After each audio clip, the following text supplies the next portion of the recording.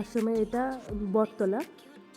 এখানে এলাম, ভেতরে যাই দুজনে মিলে, তোমাদের দেখাচ্ছি ভেতরটা। তারপরে ভেতরে অনেক বড় একটা বট গাছ আছে। চলো মন্দিরের ভেতরটা একটু তোমাদের ঘুরে দেখাই। দেখো চারপাশটা কি সুন্দর। এই যে আমাদের কীর্তিকা দেখাচ্ছেন হাত দেখিয়ে দেখিয়ে।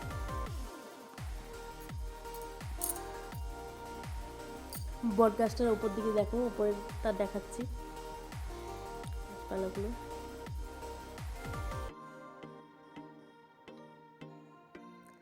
এখানটা এতটাই নির্জন, এতটা নিস্তব্ধ, মানে এত পাখির কিচিরমিচির শোনা যাচ্ছে সন্ধ্যেবেলা পর্যন্ত। এখানে যে মানে ভগবান থাকেন, দেখো আমাদের ভোলানাথ।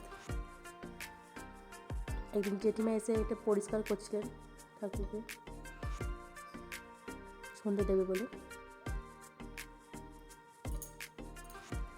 উপর থেকে সব ফুলগুলো নামাচ্ছেন ঠাকুরের গা থেকে।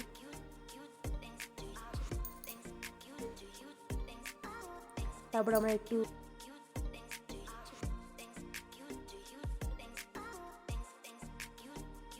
চারিপাশটা একটু ঘুরছিলাম।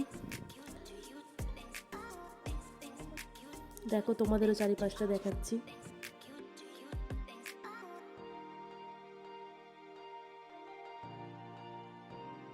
বটতলা থেকে বেরোতে অনেকটা সন্ধে হয়ে গেল। তার মধ্যে আমরা কিছু ফটো তুলে নিয়েছি দুজনকার।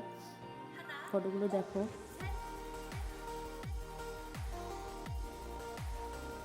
আমরা ফটো তোলার পর আমরা আবার ফিরে চলে এসেছি মন্দিরে। এখানে আরতি হওয়ার জন্য, মানে আরতি হবে এবার, তাই প্রস্তুতি নেওয়া হচ্ছে। তোমাদের ঠাকুর দর্শনও করিয়ে দিচ্ছি।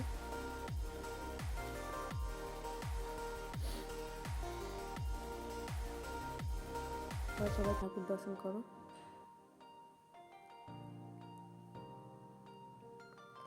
কিন্তু আমাদের অনেক ইচ্ছা ছিল যে একটু আরতি দেখবো, কিন্তু অনেকটাই সন্ধে হয়ে যাচ্ছিলো, এখনো প্রস্তুতি নেওয়া অনেকটা বাকি ছিল। এখানে ঘোরা হয়ে গেছে, আশ্রমে ঘোরা হয়ে গেছে। আমরা একটু আরতি দেখার জন্য দাঁড়িয়েছিলাম, তোমাদের দেখাতাম, কিন্তু অনেকটাই দেরি হচ্ছে তো, আর একটা সন্ধেও হয়ে গেছে, তাই আজকে দেখাতে পারলাম না তোমাদের। অন্য কোনো দিন দেখিয়ে দেবো। হ্যাঁ, অন্য কোনো দিন ওটা সুযোগ করে দেখিয়ে দেবো পুরোটা।